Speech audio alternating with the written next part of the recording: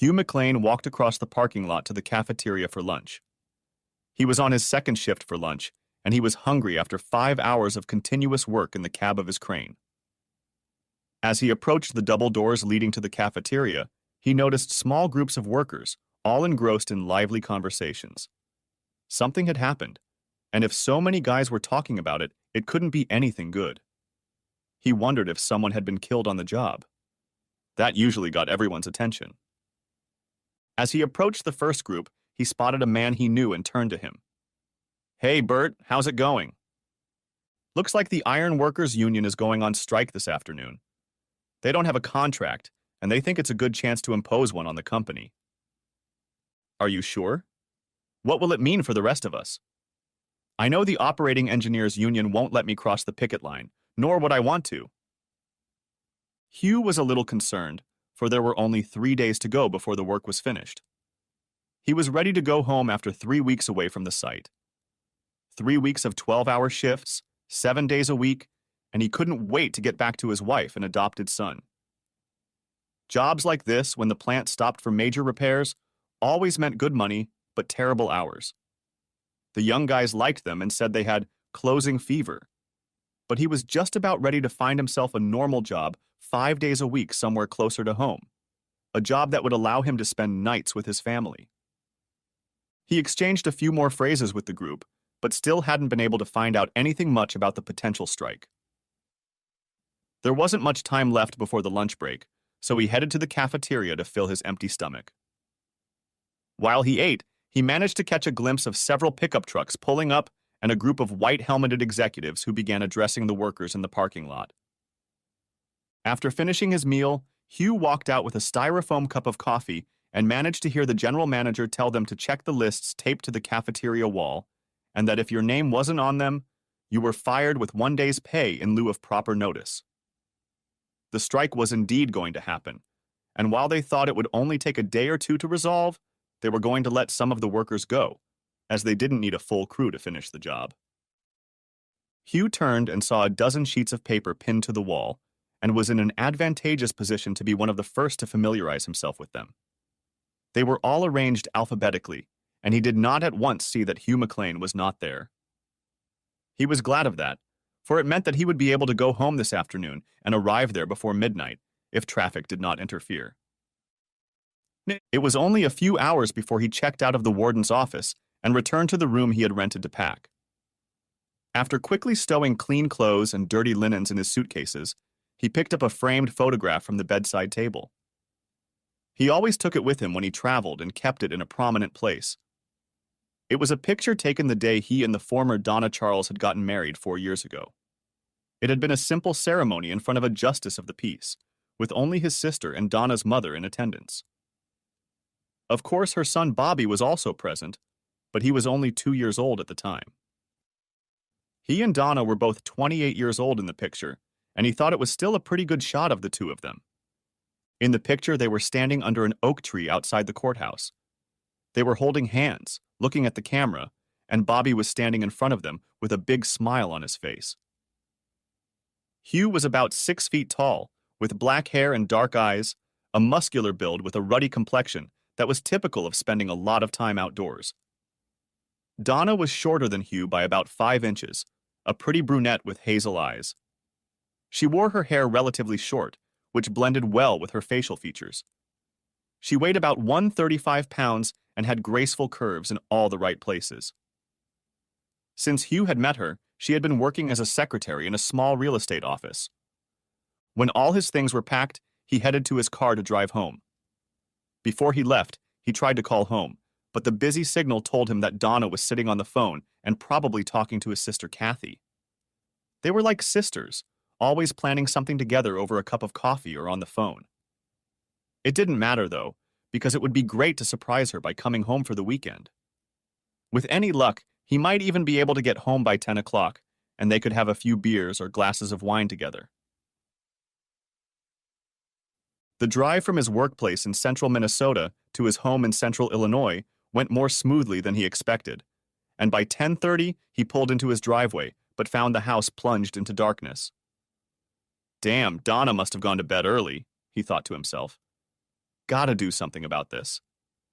A quick shower and he'd join her for a little catching up in the love department. He grabbed his suitcases and squeezed through the kitchen door. Donna, I'm home. Get your sleepy ass over here and kiss me gladly.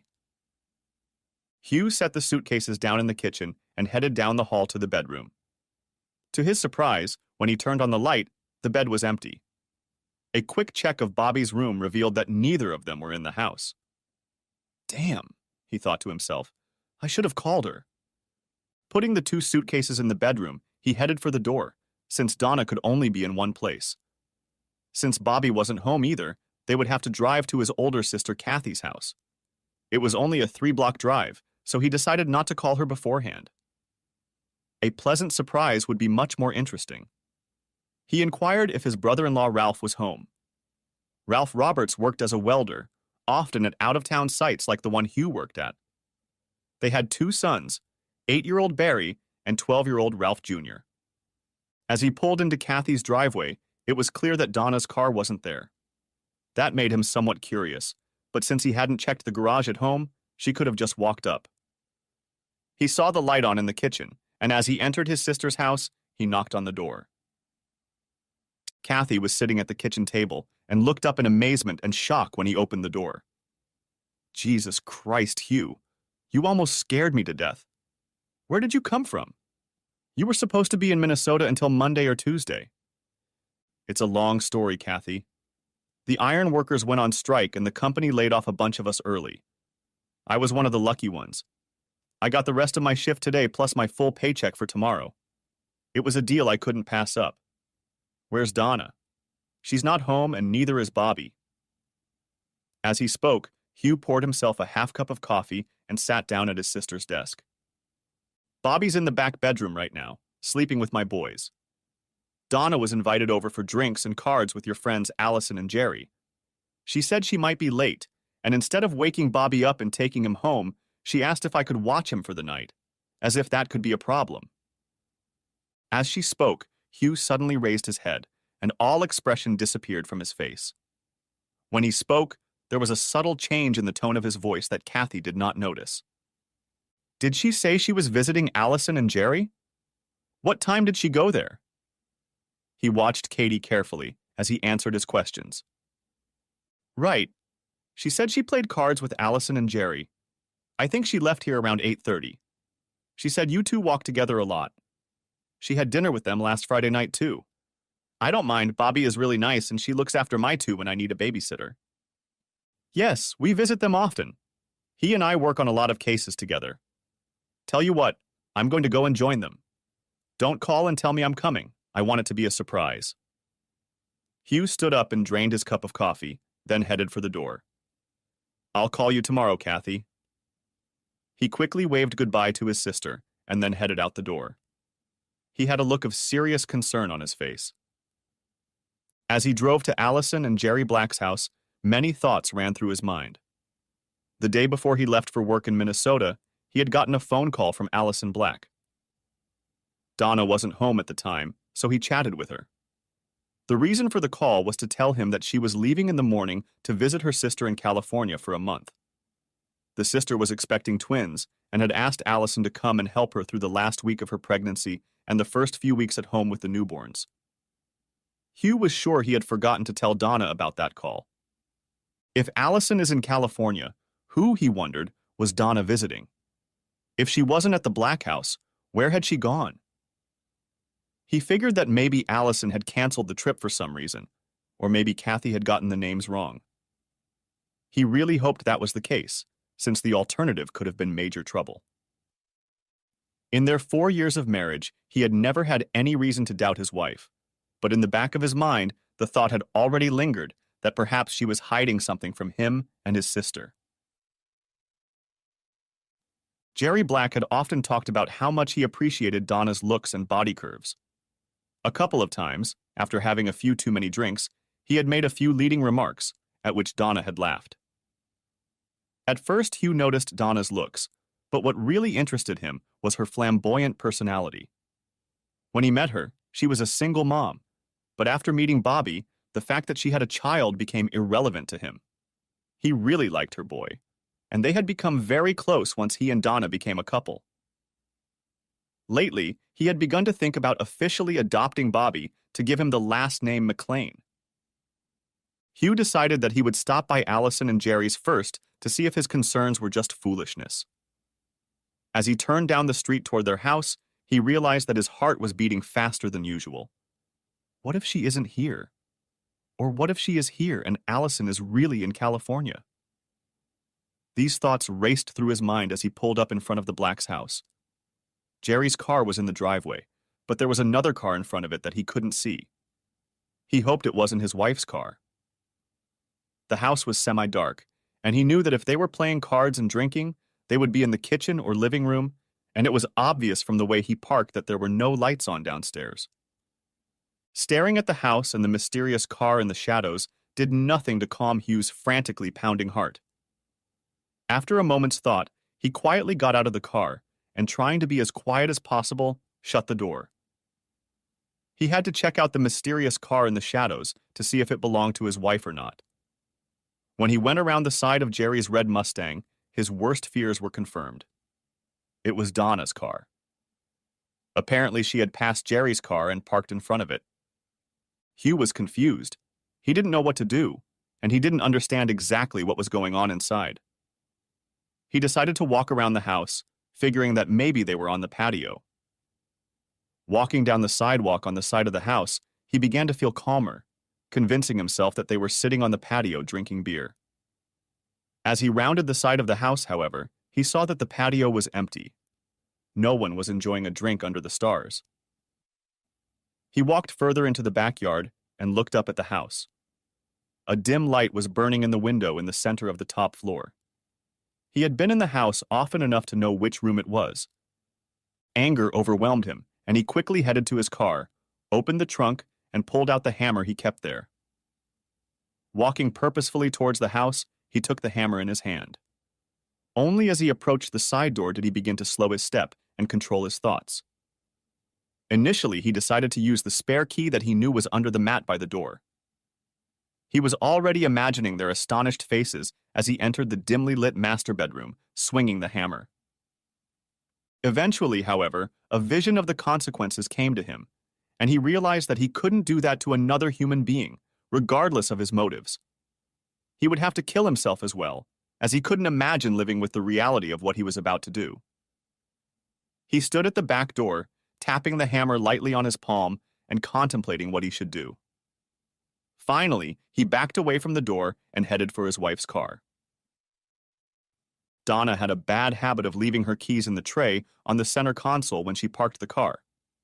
He always told her that it was an open invitation for someone to steal the car when the door was unlocked and the keys were in plain sight. He quietly opened the door, took the keys, and left the hammer on the driver's seat. Closing the door quietly, he got back into the car and drove off, heading toward the house he and Donna shared.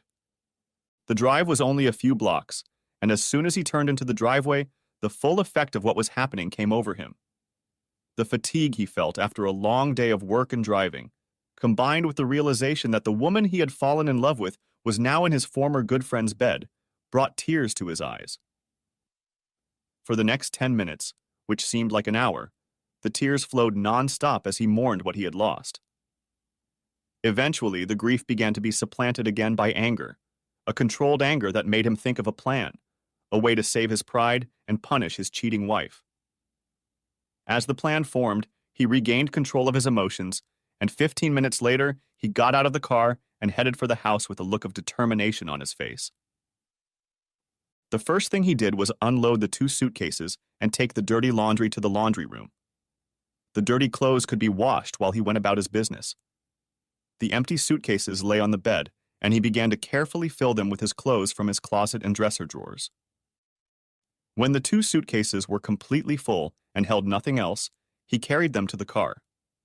He knew there were boxes in the basement, so he went downstairs and retrieved several of them, carefully dumping their contents into a pile on the basement floor. Donna could get replacements and put everything away later. He walked slowly through the house, picking up things that belonged to him. The house and the furniture belonged to Donna. She was already living in it when he met her, so there was no need to worry about who got what. Hugh knew he hadn't contributed many things to this house, although he could call some of them his own. The laptop he'd bought to replace the outdated computer system. The old system he'd left to Donna and Bobby. They had 2 DVD players, so he carefully removed the one hooked up to the TV in the basement and packed it into the car. By 3 in the morning, the car was full, and he went looking for a motel room for the weekend. He found a clean place about 3 miles from his former home and unloaded the first load from the car into the room. An hour later, he returned to the house and loaded more of what he considered his share of the community property. He put dishes and cutlery in one box, linens in another, and books, CDs, DVDs, and videotapes that he considered his own in a third. While packing, his work clothes were washed, dried, and put in the car. It took the last hour to put the tools from the basement and garage into the trunk of the car. By 6:30, he was done and slowly walked through the house looking for what he had missed. The last thing he found was a recent picture of Bobby, and he put it in his pocket. Finally, he sat down at the kitchen table, and after drinking a glass of cold water, he wrote a short note and put it in an envelope. The envelope was left lying in the middle of the kitchen table, and Donna's key ring pressed against it. As he left the door unlocked. Half an hour later, he was already putting away the rest of his belongings in his motel room. He spent the next 10 minutes under a hot shower, washing away the sweat and tears that came over him when he realized he was done. Climbing naked into bed, he fell asleep almost immediately.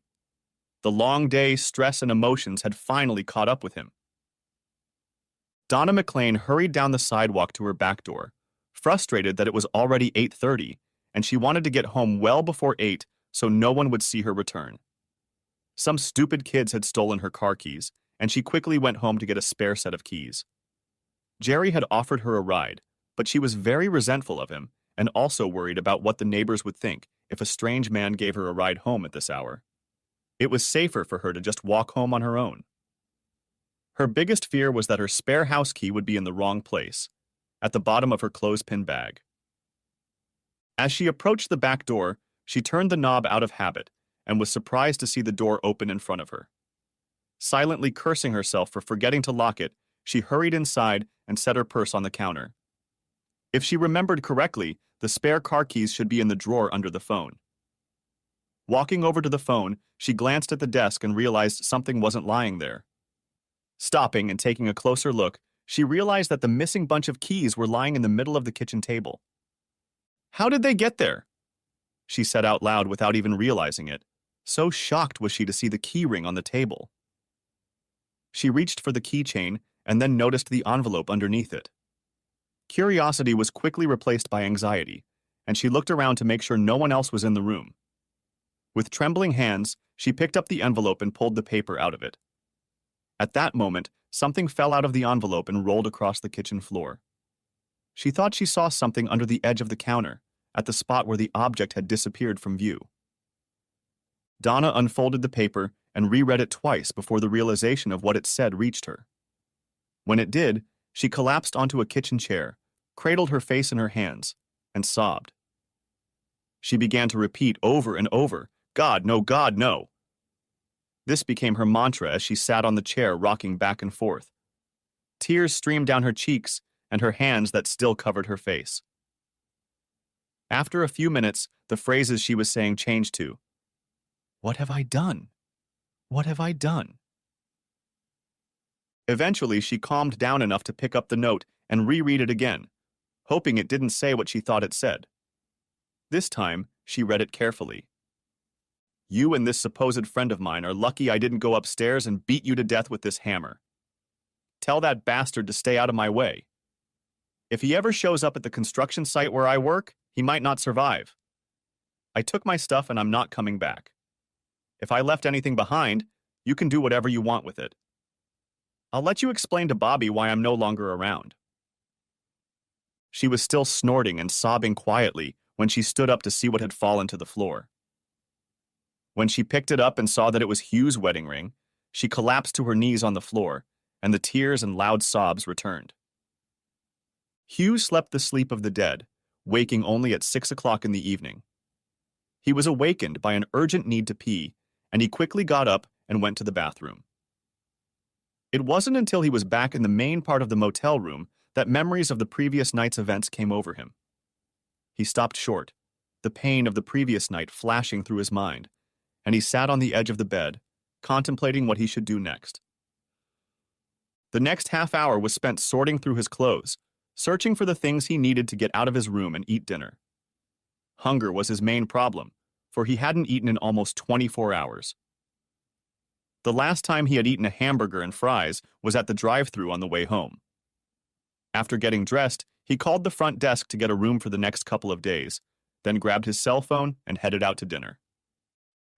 There was a cute cafe a block away from the motel, and he stopped in. After sitting down in a chair and placing his order, he pulled out his cell phone and turned it on. Almost immediately it rang, and he realized from the caller ID that it was his wife's phone number. He turned the phone off and slipped it back into his pocket. The last thing he wanted to do was talk to that bitch, he told himself. As he sat and thought about what had happened, he looked at the window he was sitting near and took a good look at his own reflection.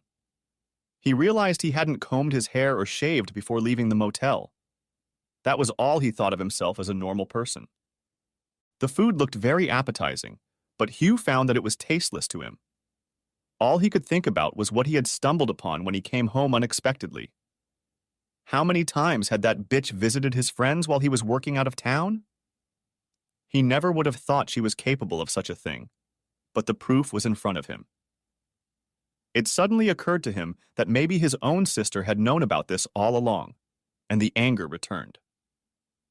Upon reflection, however, he realized that she must not have known what Donna was up to, or she would have called her and warned her.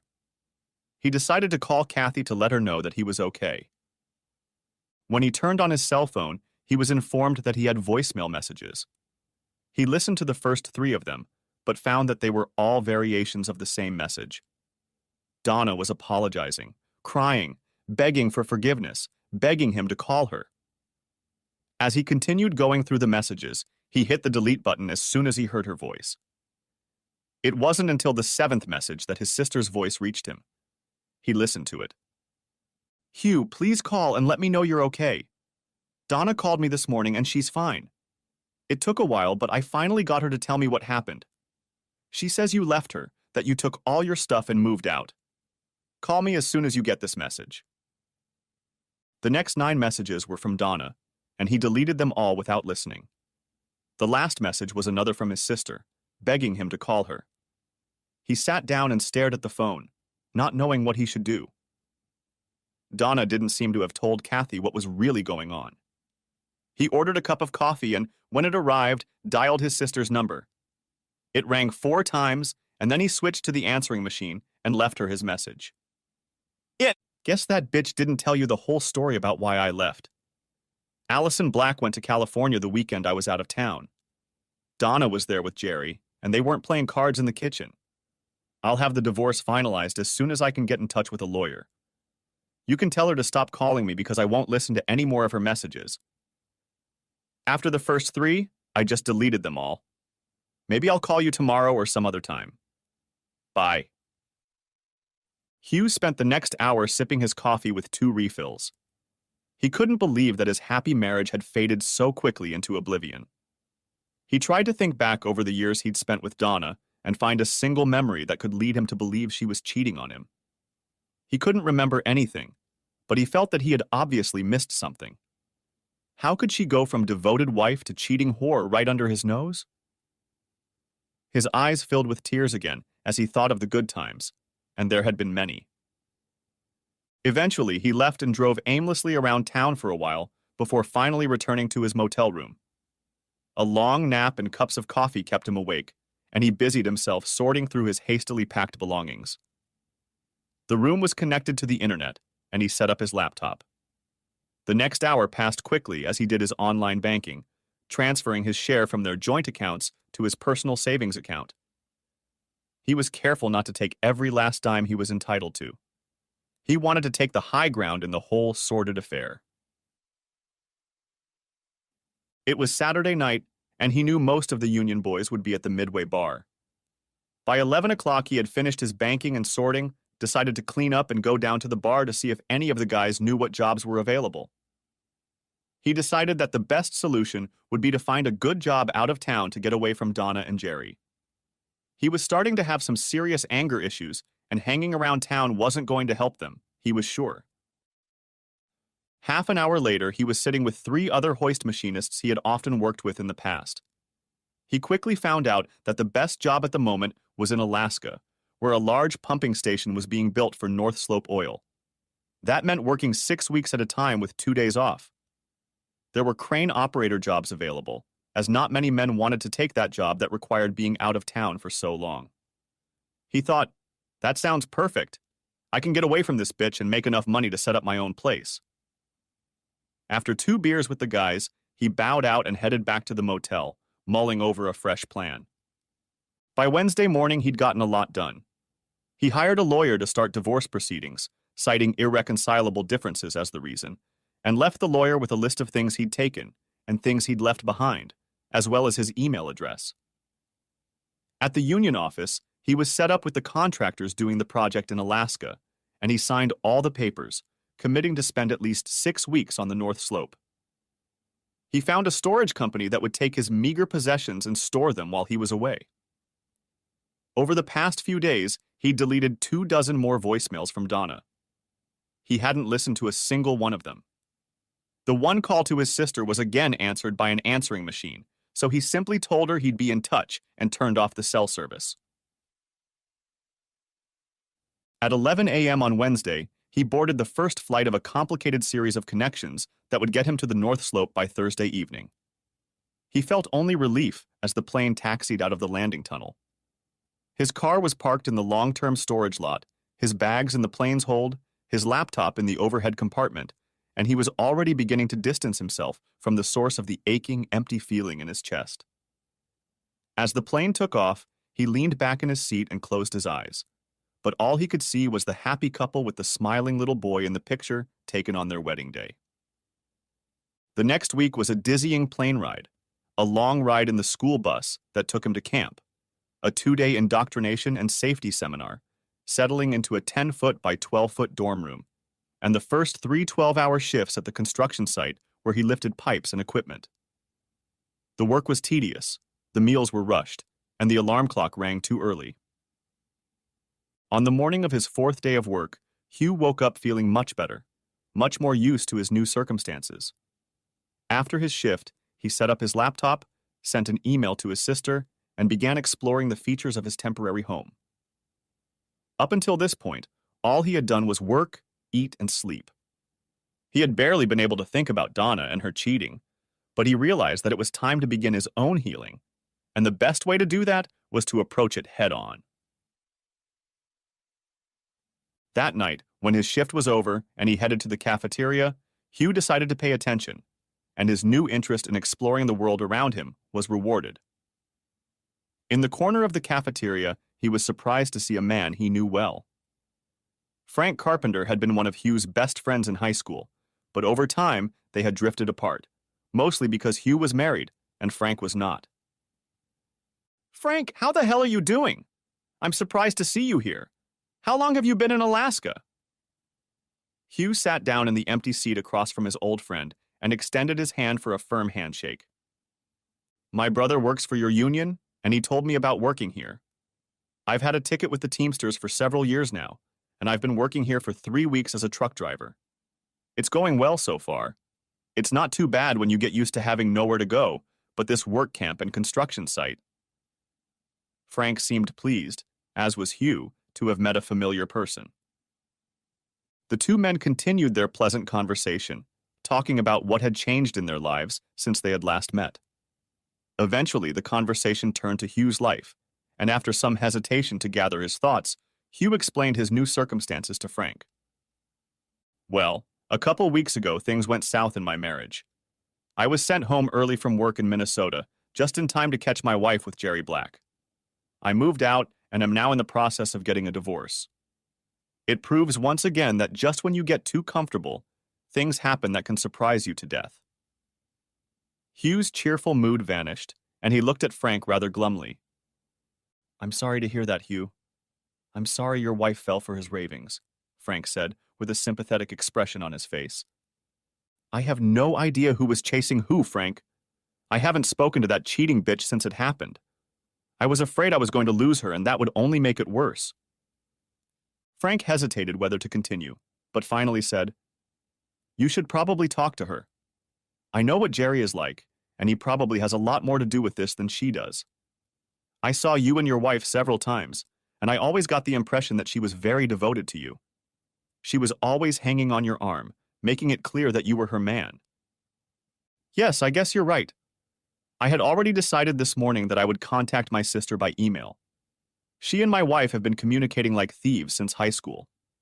Maybe my sister can bring me up to speed enough to decide if I should risk talking to my ex. I've already started calling her my ex when I don't think the papers have even been served yet. Hugh shook his head and laughed at his Freudian slip. The two friends moved on to different topics and spent the next half hour in animated conversation.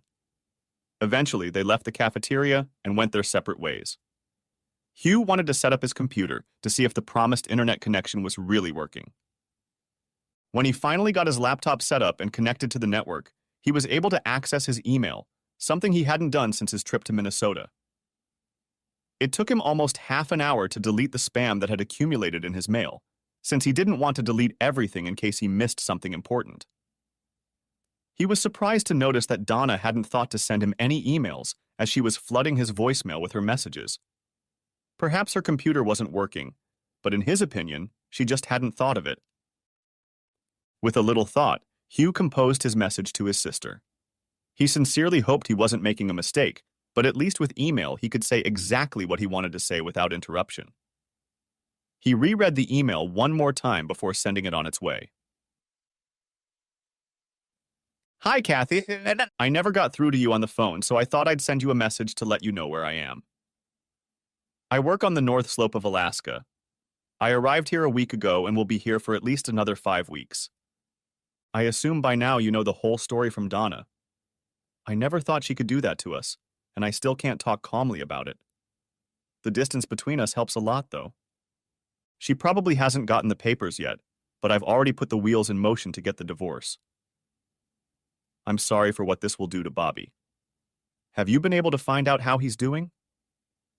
I thought about trying to see him before I left, but I was afraid it would be harder on him than if I just disappeared from his life. He doesn't deserve to be in the middle of all this. You can forward this email address to Donna, as I would love to hear what she has to say for herself. Be sure to tell her not to send me message after message like she did on the phone. If she starts doing that again, I'll just cancel this email account and start a new one elsewhere. Hugh. Finished, Hugh closed the laptop and leaned back in his chair. He was beginning to have doubts about suggesting that Donna contact him. He wasn't sure what he wanted to hear from his unfaithful spouse. He closed his eyes for a moment, and the familiar scene from his favorite wedding painting flashed through his mind again. It wasn't until the next night after dinner that Hugh checked his email again, and sure enough, there were messages from both Kathy and Donna. He decided to read what had come from his sister, and decide if Donna's message was even worth reading after he read what Kathy had written.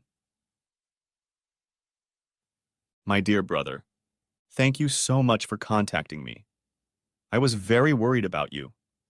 No one knew where you disappeared to, not even the people I talked to at the union office. Maybe they were just keeping your trust, but if they knew, I wish they had told me. I won't even tell you what went through my head. The reason you couldn't reach me at home is because I was either at Donna's or at the hospital. That Saturday morning, after you told her you knew about her and Jerry, she completely lost her head.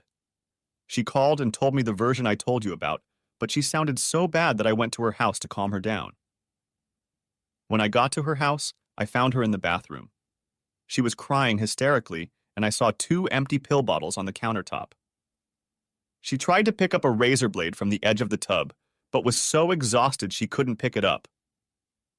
I called an ambulance and she was taken to the hospital where her stomach was pumped. The psychiatrist who came on call gave her a prescription for antidepressants, and she was discharged 2 days later. She seems to be doing okay now, but I check on her at least twice a day. Once she was back under control, she explained to me what happened, and you are right. At first, she didn't tell the whole story honestly. Now she has told me everything, and I believe she told me the truth. I won't retell you what she told me in case I got something wrong. I told her to email you and tell you everything herself.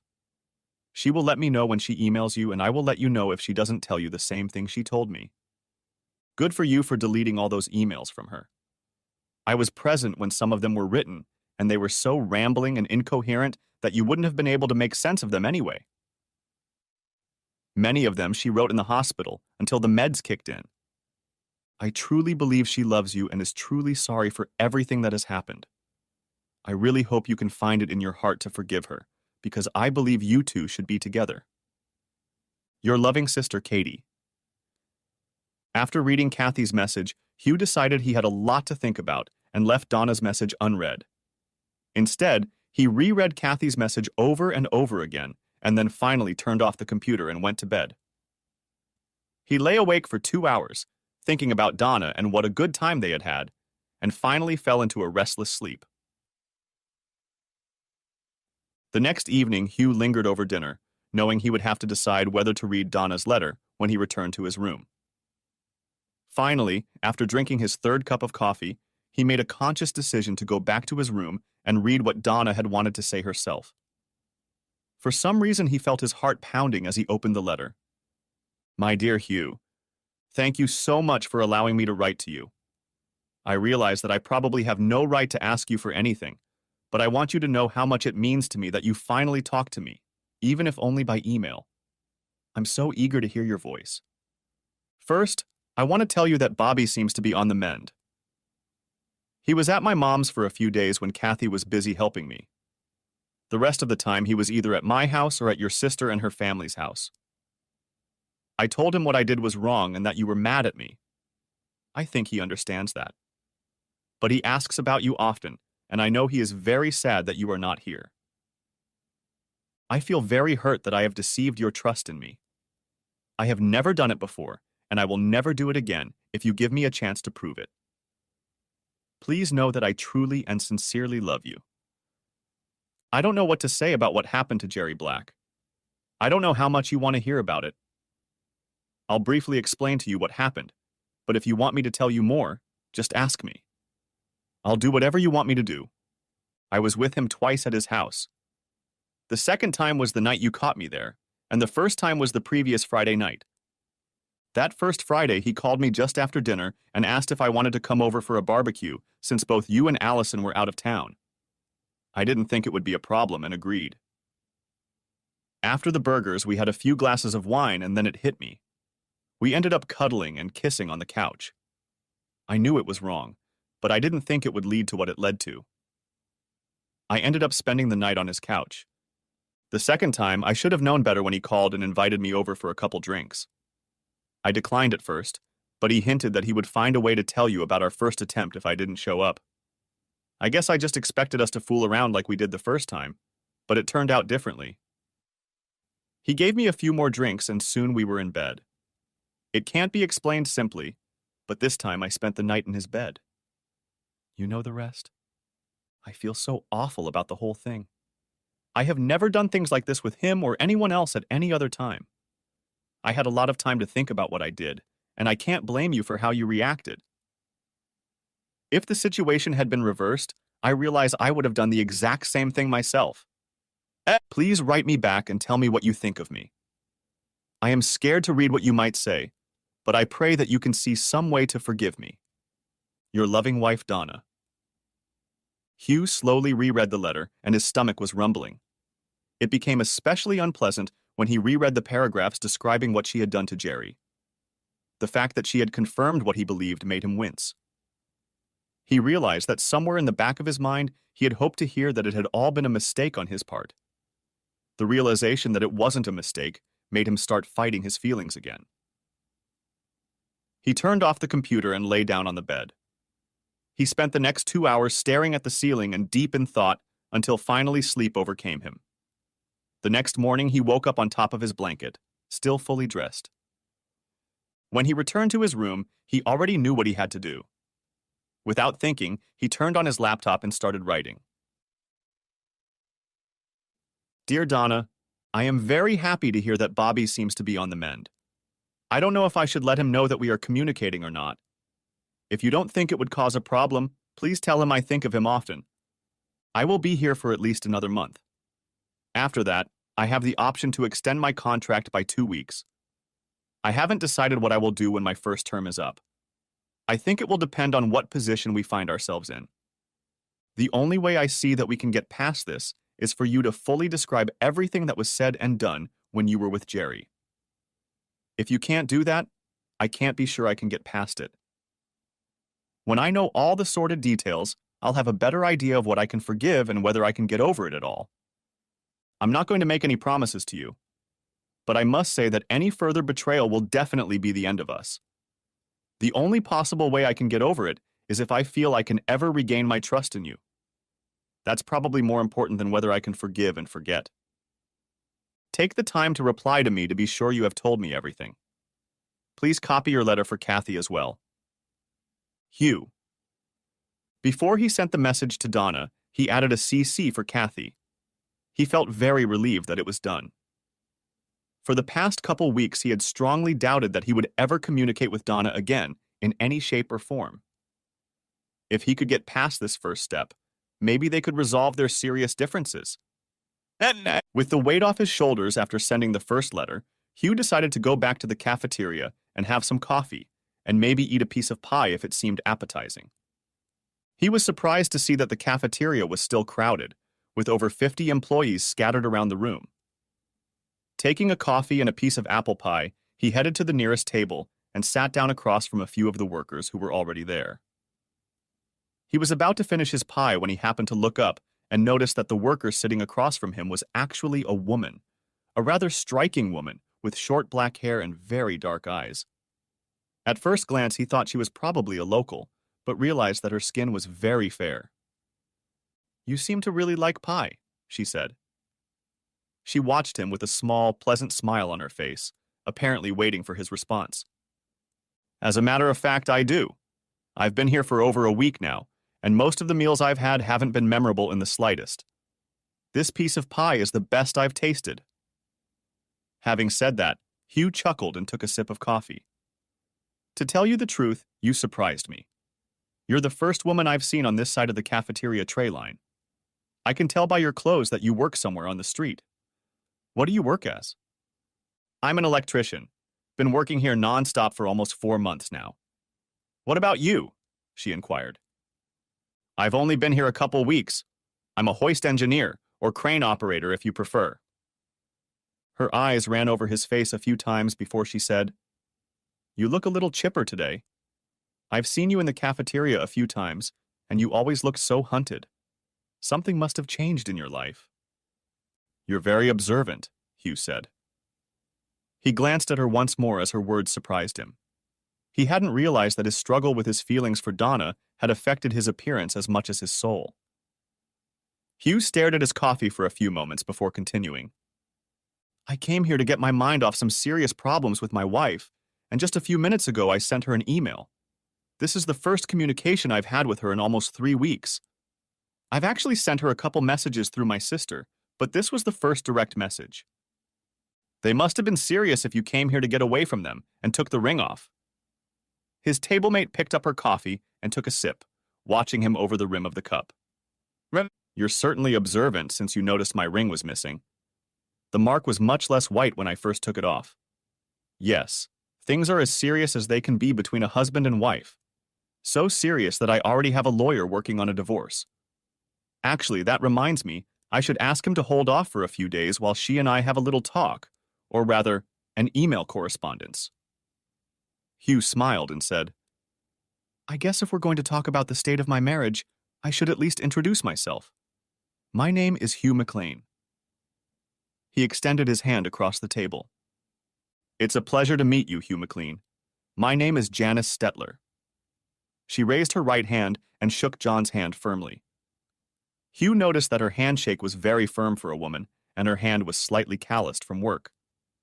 He glanced at her left hand and noticed that there were no rings on it, nor any sign that there had ever been any. As she returned her hand to its original place next to her cup of coffee, a large man stood up from a table 10 feet away and walked over to their table. "Everything okay, Janice?" He had a questioning look on his face. Oh yes, Billy.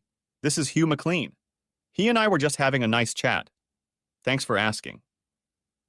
She smiled at Billy before answering. When she finished speaking, he waved her off lightly and returned to his seat. What was that about? Hugh hesitated before asking. A questioning expression appeared on his face as this brief exchange left him perplexed. Oh, Billy's on my team. They're really looking out for me, since there are a few not-so-decent guys working this precinct. I got into serious trouble with one of them my first week on the job, and the rest of my team has been keeping an eye on me ever since. She was very serious now, and her voice lowered. If Billy and one other guy hadn't gotten here in time, something very bad would have happened. Now, whenever any of the men here talk to me, they usually check to see if I have any unwanted advances. It's nice to know they stick up for you like that. I hadn't thought about the problems a woman might face on this construction site. Are you the only one like that? Or are there others I just didn't notice? There are a few others. I don't know exactly how many. We have a separate dormitory from you guys. A few of them are truck drivers, and there's another electrician, but she's not on my shift or crew. Hugh and Janice continued to talk for a while longer, but never returned to the question of the state of his marriage or what had sparked his newfound interest in life.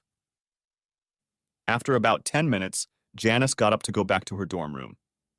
Hugh followed her as he wanted to get a good night's sleep. Tomorrow was another long day in a string of long days ahead of him. As he fell asleep, he thought about how lucky he was to have found such a nice new friend. Perhaps she could give him an unbiased female perspective on things. The next day passed rather quickly for Hugh, and he didn't hear from either Donna or Kathy. He did, however, send a letter to his lawyer asking him to hold off on the divorce. In the evening, he went down for dinner a little later than usual, hoping that he would run into Janice again.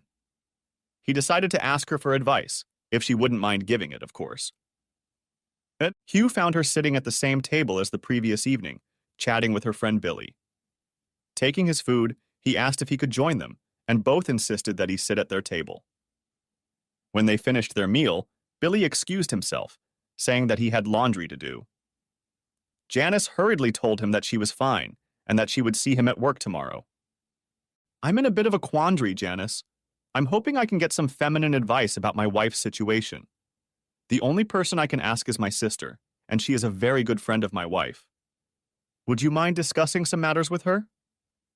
Hugh sat silent while Janice pondered her answer. I'm not really qualified to give that kind of advice. I've never been in a situation with a partner that seems to be as serious as the one you've gotten yourself into. I was married, but it ended abruptly, without a divorce. My husband was killed by a hit-and-run driver a little over 2 years ago. However, if you think I can help, please ask your questions. I'm very sorry to hear that your husband lost his life, especially in this way. It must have been difficult. I didn't know you were married. Maybe we should forget about all of this. It's probably a bad idea on my part. No, go ahead. I just wanted to warn you that you're not going to get some expert here. Janice laughed and took another sip of coffee. All right, Hugh replied calmly. I'll keep this as short and to the point as I can. I found out a couple weeks ago that my wife had a brief affair with a friend of mine. She's been with him twice. He seems to have used wine, some manipulation, and even a vague threat to help overcome her inhibitions. But I don't think it was anything like an assault. At one point, she seems to have been at least partially consenting. She'll presumably send me a detailed description of what actually happened, but of course it will only be her words. Hugh fell silent, taking a slow sip from his cup of coffee. He could see that Janice was listening intently to his words, and so he continued. It sounds like she's really serious about saying it will never happen again. Donna apparently tried to commit suicide and is now on antidepressants. I'm not exactly sure how I feel about her, but she says she still loves me. He took another sip of coffee and spoke again. In order for things to work out, I have to believe her, forgive her, try to forget what happened, and finally trust her. I just don't know if any of that is possible. I guess I'd like your opinion on what my wife did. Hugh laughed and said, I won't necessarily agree, and I certainly won't blame you if it's wrong. I'm just desperate for another opinion. Wow, that's a tough one. I was hoping I could put myself in her shoes, but from what you've told me, it might not be easy. I just can't imagine myself alone with my husband's friend, drinking and agreeing to anything sexual. I'm afraid that wouldn't be me. Still, she seems very remorseful. Janice raised her eyes to the ceiling, deep in thought, and a few moments passed before she continued. I would advise you to proceed slowly and calmly and see if you have a way to verify her story. How about contacting your former friend that she was with? If you could check with him about some of her story, or make sure she is telling you the truth now, maybe that would help you make a decision. Other than that, I think it all depends on how you feel about her. If you can dispense with the facts, perhaps time will take care of the rest.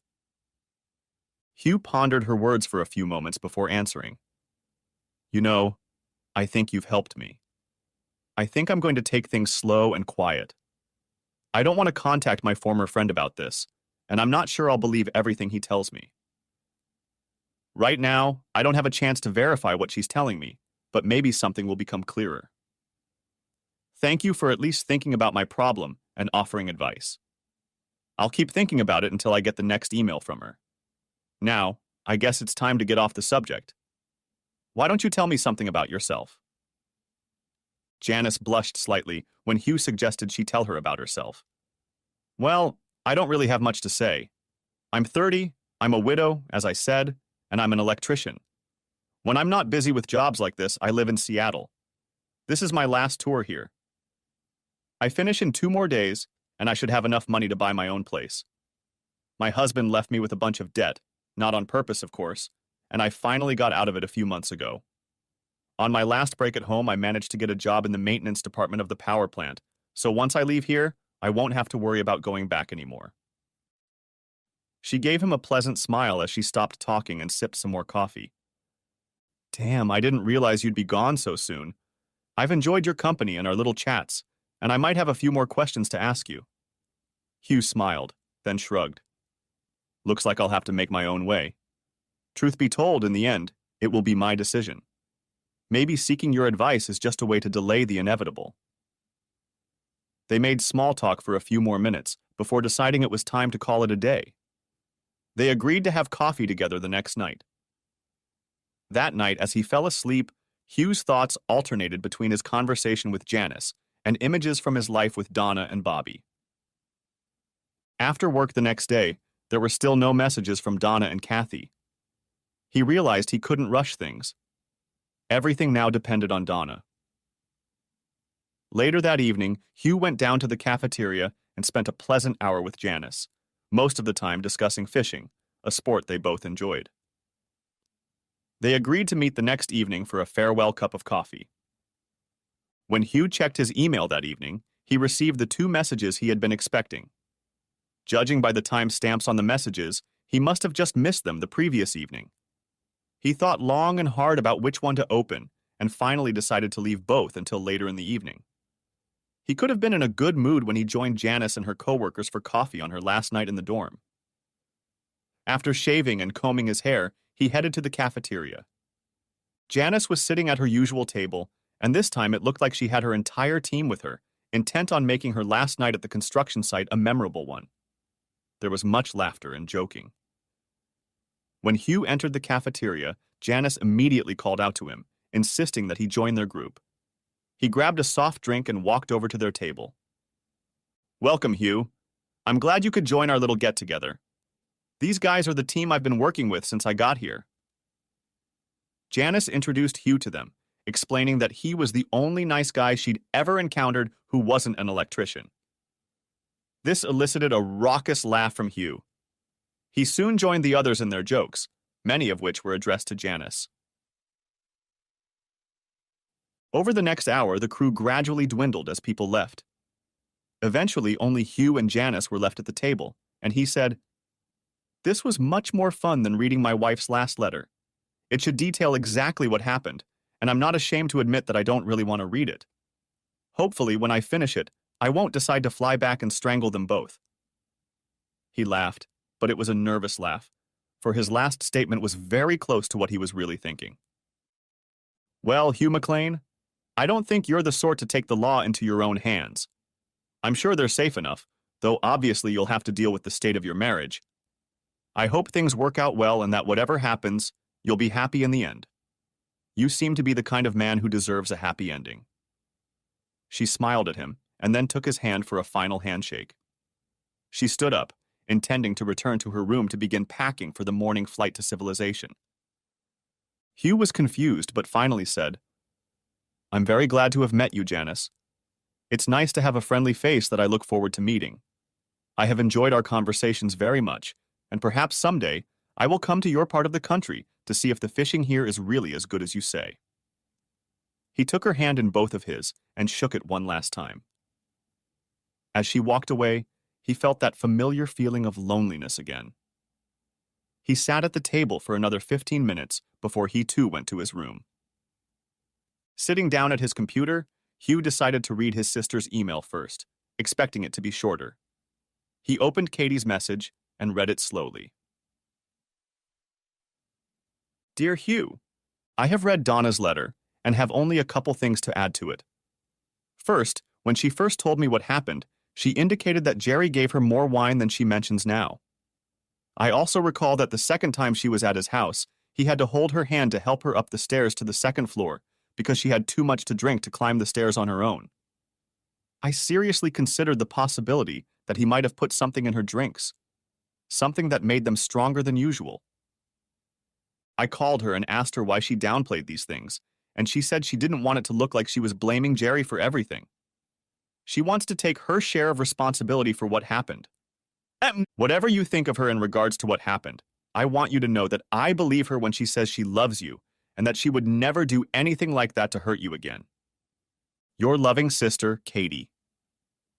Hugh sat in silence for several minutes, pondering his sister's words in her message. He wondered, too, if Jerry had slipped something into Donna's drinks. It wasn't beyond the realm of possibility, and certainly spoke in her favor. Either way, he would have to read her message before he could make a decision on that. Now that he had no more excuses not to open Donna's letter, he clicked on it. A few moments later it opened, filling the entire screen. He sat staring at it, afraid to start reading the words he knew were going to upset him terribly. "My dear Hugh, this is my third attempt to begin this letter. I have spent hours just staring at this screen, trying to decide what to say. You asked me to tell you the whole story, nothing but the truth, and as hard as it is for me, I intend to do so. First, before you read this, I have to tell you that I really and truly love you. I would give anything to be able to erase the past and the mistakes I have made. I pray that you decide to give me another chance to be the wife you deserve. Before I get to the details, I have to say that I told Bobby that you are thinking of him, and he is very happy to hear that. He still asks about you every day, wondering when you're coming home. I don't want to give him false hopes, so I said you and I still have a lot to talk about. There seems to be no way for me to avoid the details of what happened between Jerry and me, so I might as well just do it. As far as I know and remember, I'm telling you everything exactly. If anything seems unclear to you, or if you have any questions for me, please ask me, and let me forget this horrible memory. That first Friday, Jerry called me at work around 2 o'clock and asked if I wanted to come over for dinner. He was planning on making hamburgers and salad. I told him I didn't think it would be appropriate since you were out of town and Allison was in California. He insisted that neither you nor Allison would mind, and I finally agreed. When I arrived, it was about 6 o'clock, and he was standing on the patio setting up the barbecue. He brought me a glass of wine, and we sat on the patio just talking about the usual things, the things we always talked about when both couples were together. He made a few remarks about my looks and how much he appreciated my figure.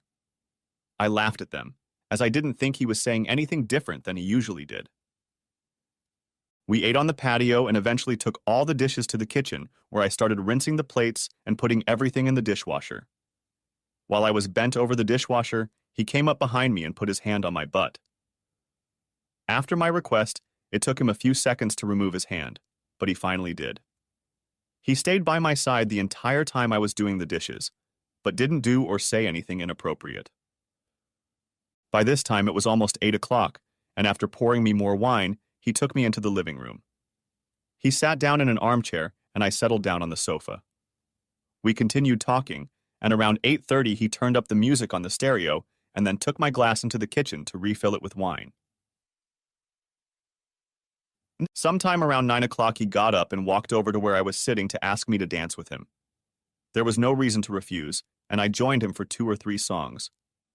We danced quite close, and I was beginning to feel the effects of the wine.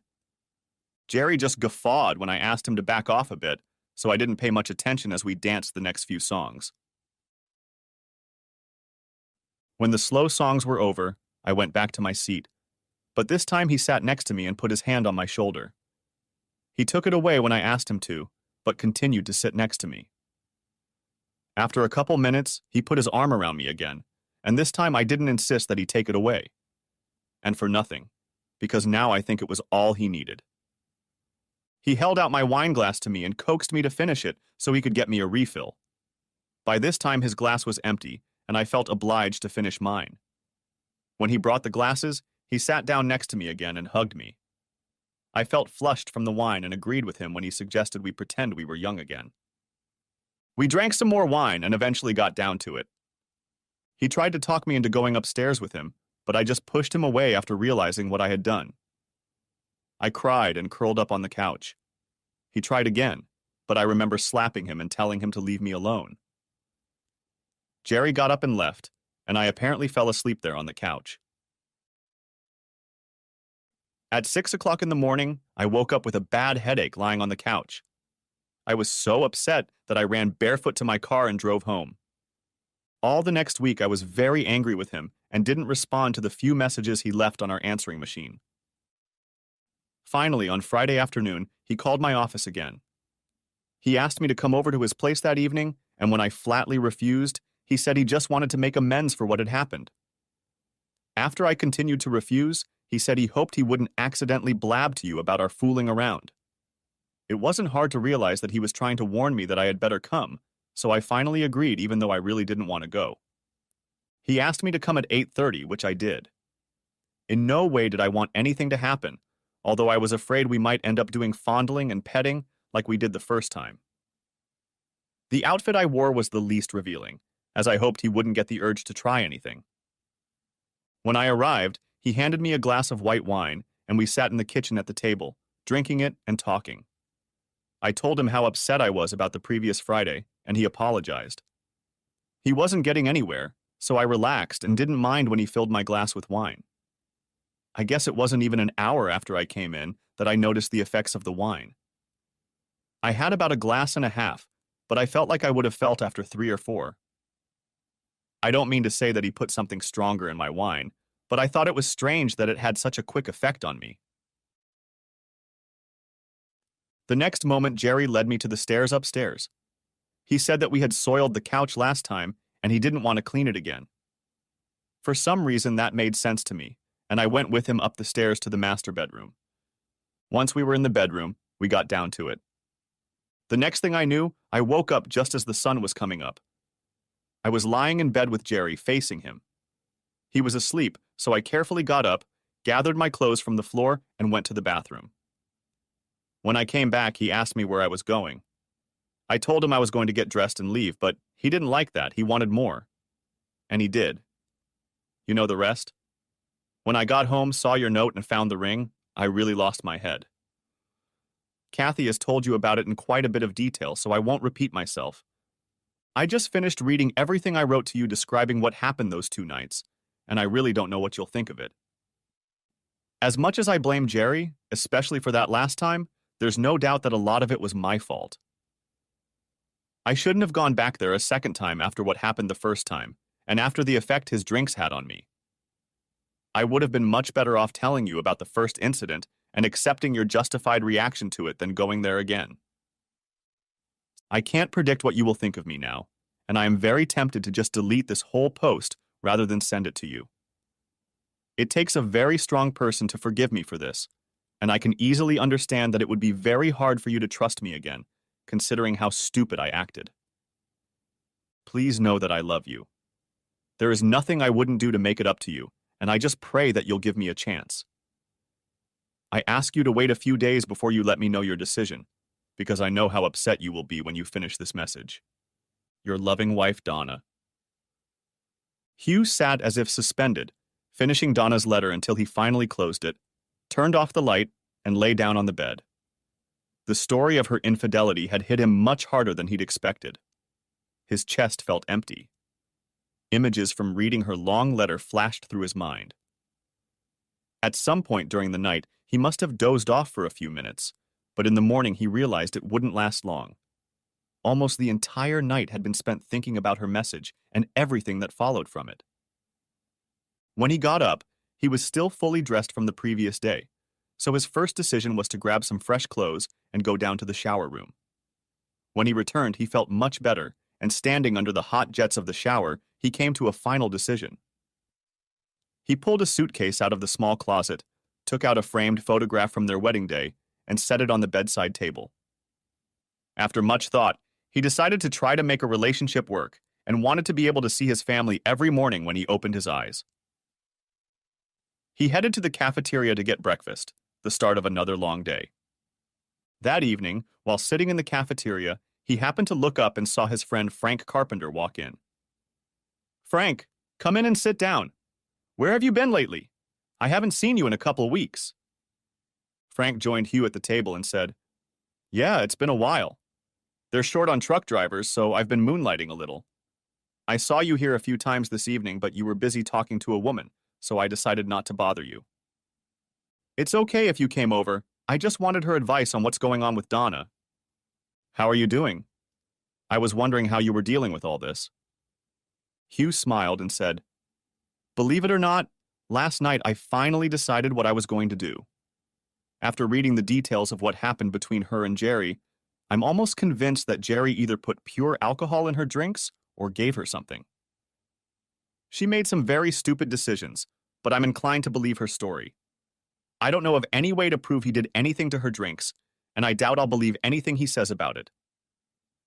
"Well, you're a much more forgiving person than I am.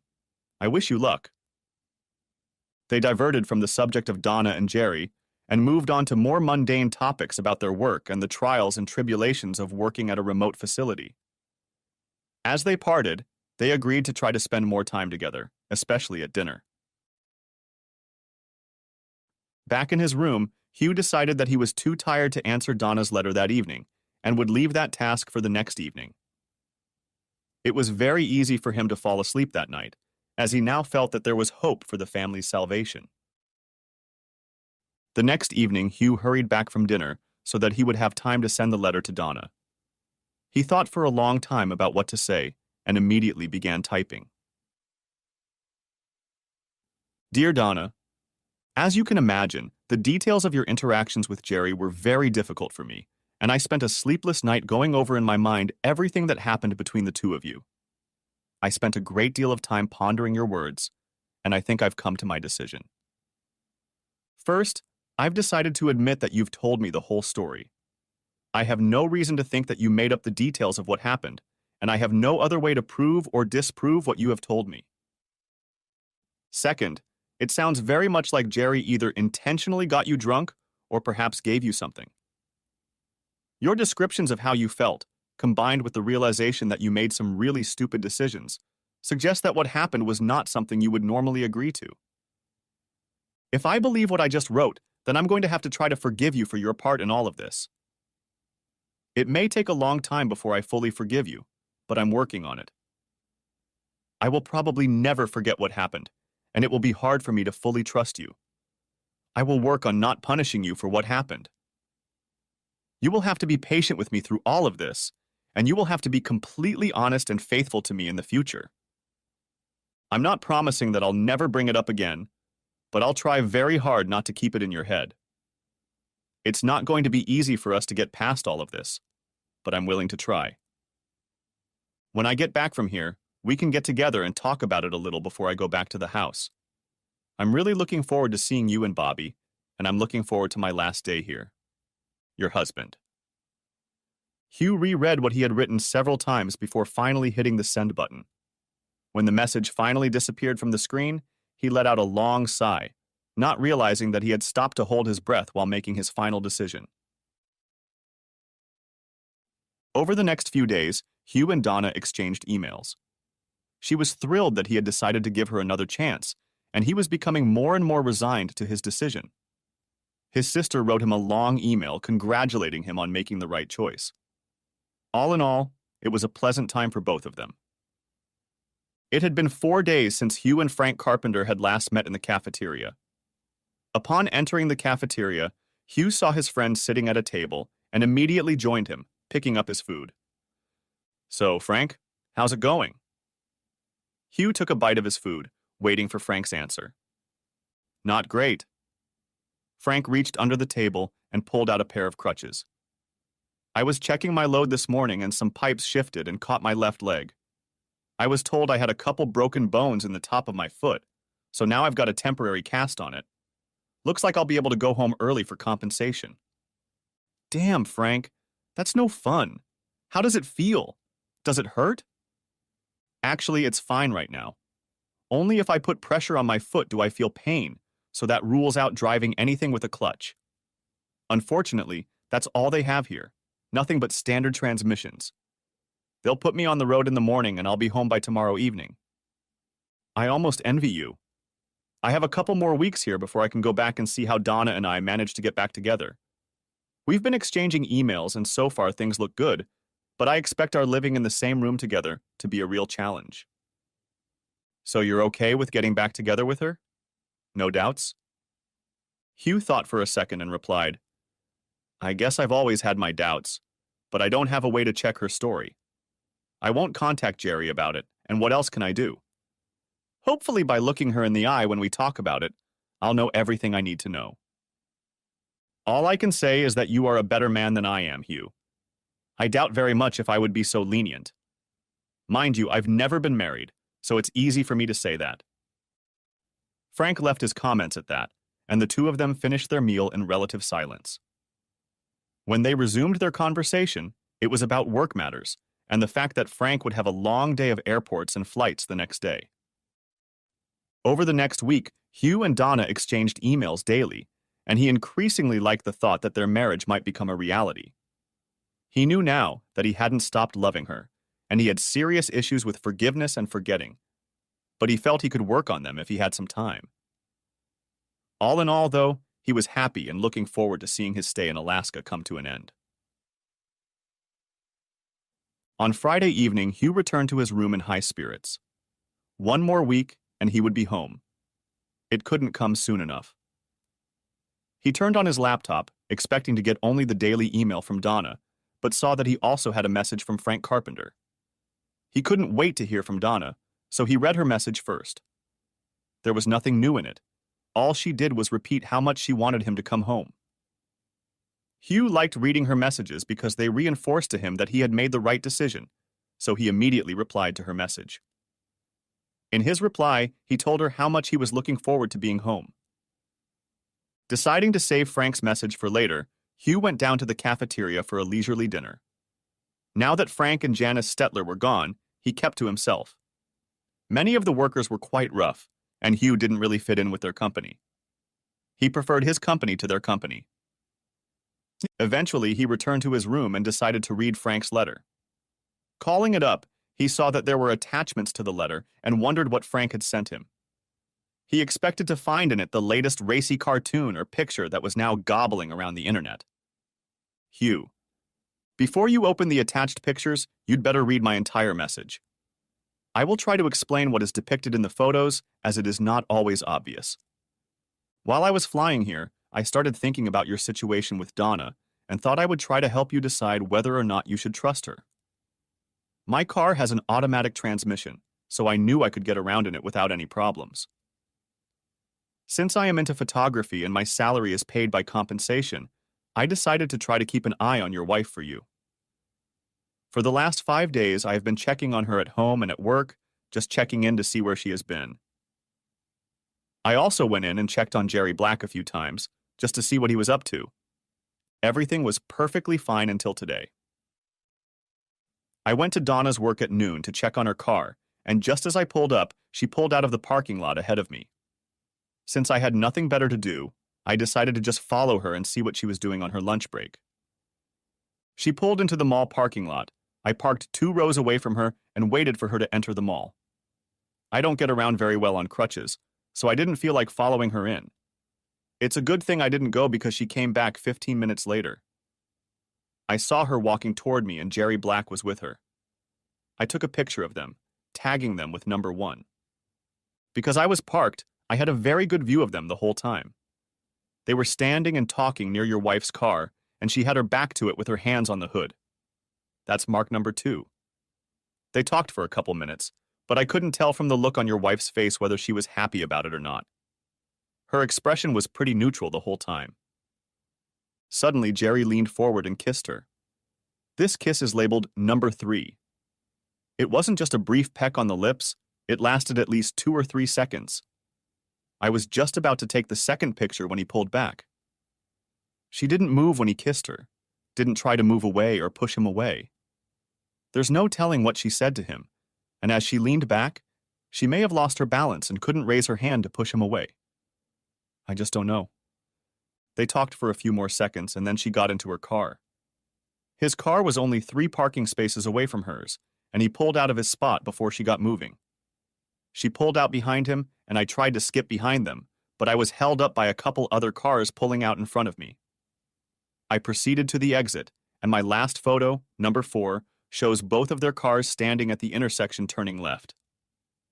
The traffic light had just turned, and I found myself wedged behind the 2 cars so I couldn't follow them any further. By the time I pulled into the street, neither of them were in sight. I spent the next 2 hours driving around town trying to find Donna's car, but I never did. I've been to your house twice, to her office parking lot, several times to Jerry's house, and even drove through the parking lots of all the motels down the street from the mall. But I didn't find them there either, much to my delight. I just have no idea where they went. I finally gave up, but when I pulled up to your house at 5 o'clock, her car was there. Out of curiosity, I drove by Jerry's house again, but his car wasn't there. That's all I can tell you about these photographs. I'll have to leave it up to you to decide what they mean. I really hope it's not what it looks like. There may be a good explanation, but I'm afraid you'll have to find out from her. I will continue to follow her until you return. If I don't contact you, know that I don't see anything suspicious. And don't worry about Jerry. I have plans for him. Tail, Frank. Finished reading the letter, Hugh sat dazed, almost in shock. He finally opened the attached photos and looked at each one 3 or 4 times before closing the letter and shutting down the laptop. He collapsed on his bed and lay staring at the ceiling in deep thought for almost 20 minutes. Suddenly, he got up and went back to the computer. After much thought, he decided to write Donna a message that was going to ruin their relationship. He had already decided what the message would be about and started typing it as soon as he sat down at his desk. He knew it had to sound just like all the others he had sent her lately. My dear Donna, a thought occurred to me that I wanted to put in my last message to you. Have you been bothered by Jerry since you were at his house for the second time? You haven't mentioned any messages from him, and I'm just wondering if he's been in touch with you since then. What about Allison? She must be back from California by now. How have you been in touch with her? I can't imagine him leaving you alone after everything that's happened. Please let me know if there are any problems with him. I can call him when I get back, just so he knows that his attention is not appreciated by any of us. I am a little tired today, so I am ending this message and will write you again tomorrow. Your loving husband. After sending the message, Hugh went to bed, but slept very little that night. He spent most of the night looking at the photograph he kept on his bedside table and thinking about the unexpected turn his life had taken. He had almost convinced himself that his life and marriage were back on track, and that confidence was shaken badly by Frank's message. He had never considered himself a religious man, but now he prayed that Donna would provide a logical explanation for what had happened in the mall parking lot. The next day passed for Hugh as if in slow motion.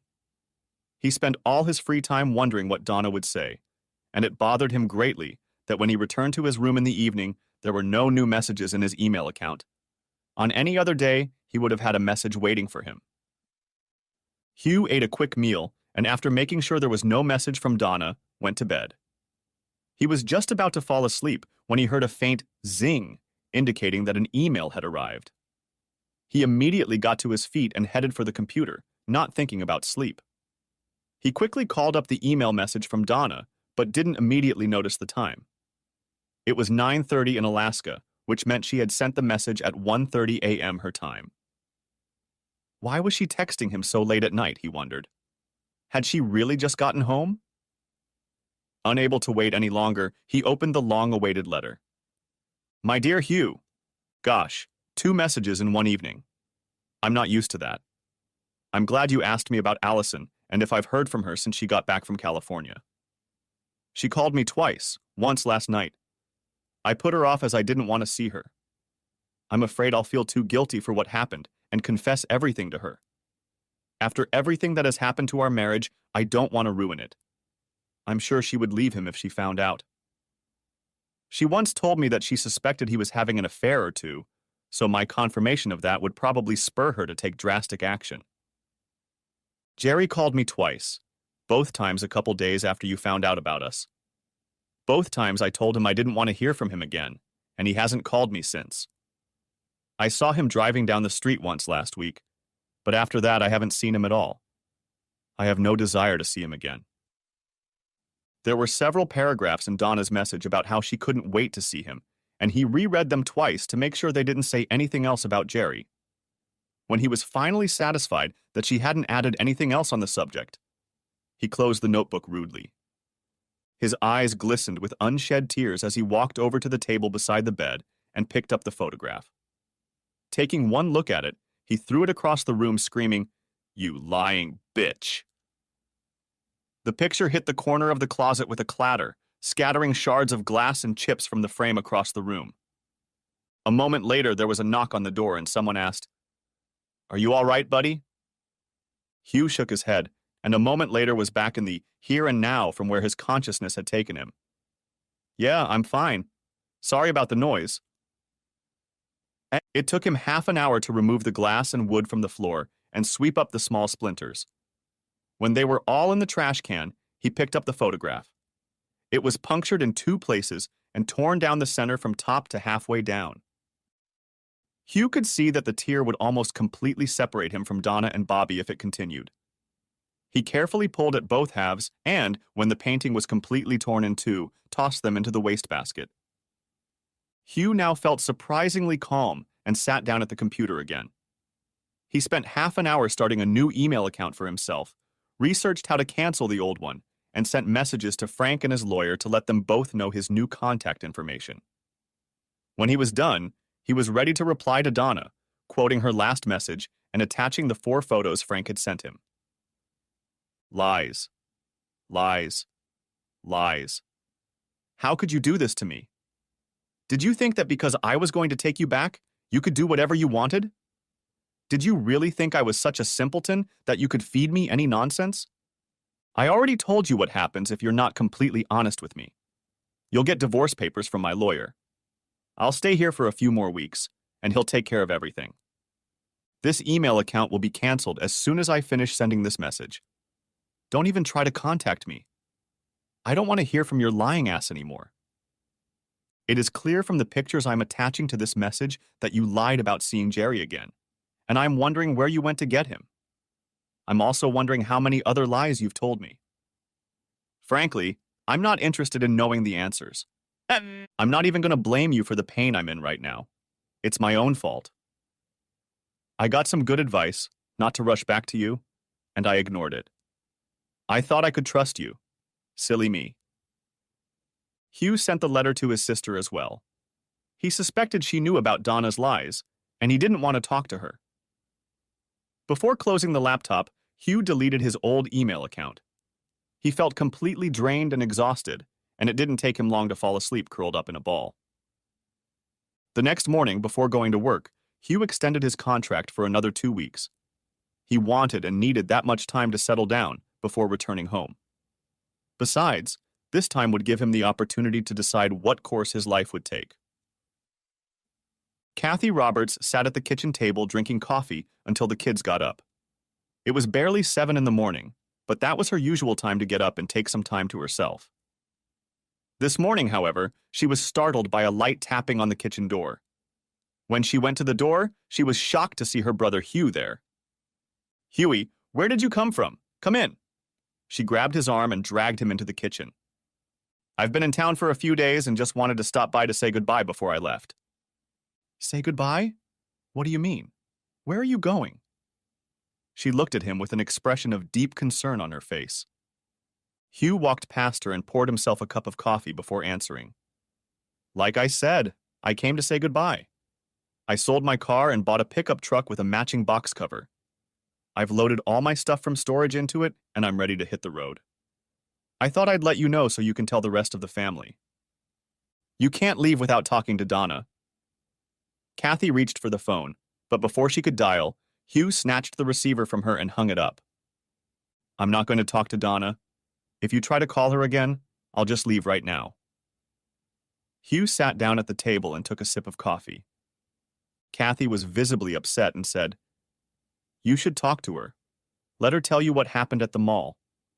Jerry came out of nowhere, and she was telling him to leave her alone when he leaned over and kissed her. She didn't have time to react.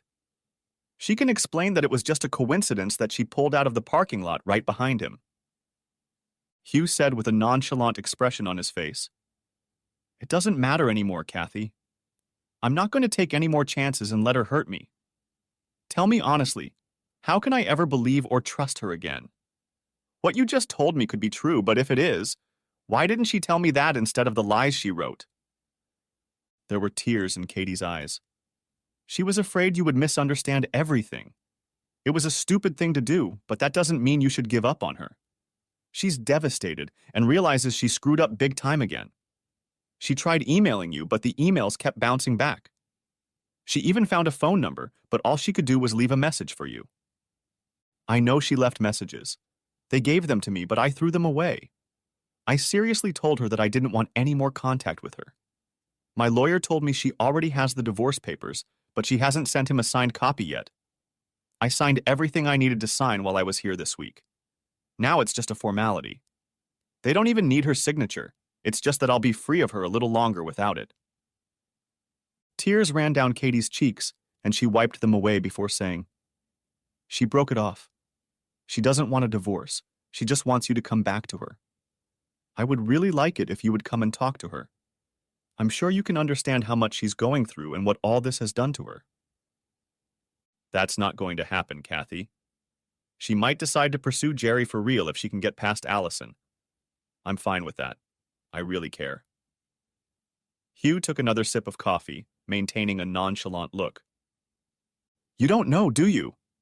Someone called Allison and told her about Jerry and Donna. She met with Donna, and Donna told her what happened. Allison threw a cup at her and it hit her in the face. All that was left was a bruise. After that, Allison packed up her things and moved to California to stay with her sister." Kathy threw Hugh a questioning look, then continued, "I don't suppose you know about Jerry, do you? He was attacked about 2 weeks ago. My neighbor works at the hospital, and she said he was in intensive care. 2 men attacked him with pieces of rebar. You didn't set that up, did you?" Hugh smiled to himself when Kathy asked if he was involved. "No, I had nothing to do with it.